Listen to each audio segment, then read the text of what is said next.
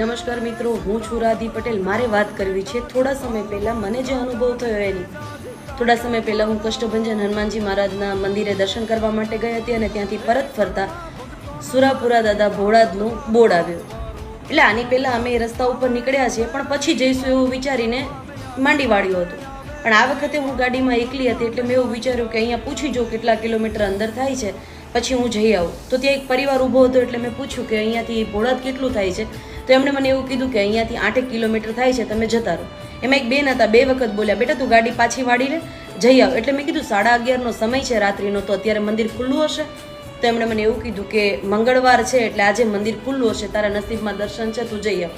એટલે હું ત્યાંથી ભોળાદ જવા માટે નીકળી. 5 કિલોમીટર આગળ ગઈ, 5-6 કિલોમીટર જેવું, એટલે એક ડાયવર્ઝન જેવો રોડ આવ્યો, એકદમ કાચો રોડ. એટલે આગળ પાછળ કોઈ હતું નહીં, એટલે મને થોડો ડર લાગ્યો કે હું એકલી છું, હવે આગળ કદાચ હું અટવાઈશ તો કોને પૂછીશ, કોને કહીશ. એટલી જ વારમાં ત્યાં એક ભરવાડના ભાઈ આવ્યા અને એમણે મને એવું કહ્યું કે ભોળાદ જવું છે? મેં કીધું હા દાદા, ભોળાદ જવું છે. તો કે અહીંયાથી તમે આગળ જતા રહો.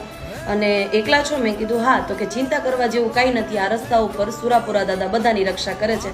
ત્યારે મેં માની લીધું કે આજથી 900-950 વર્ષ પહેલાં ગંગાબા અને વિક્રમસિંહના દીકરાએ જેમ ચારણની દીકરીની રક્ષા કરવા માટે પોતાના માથા આપી દીધા હતા, એ હાજરા હાજર છે ને આજે પણ રક્ષા કરે છે.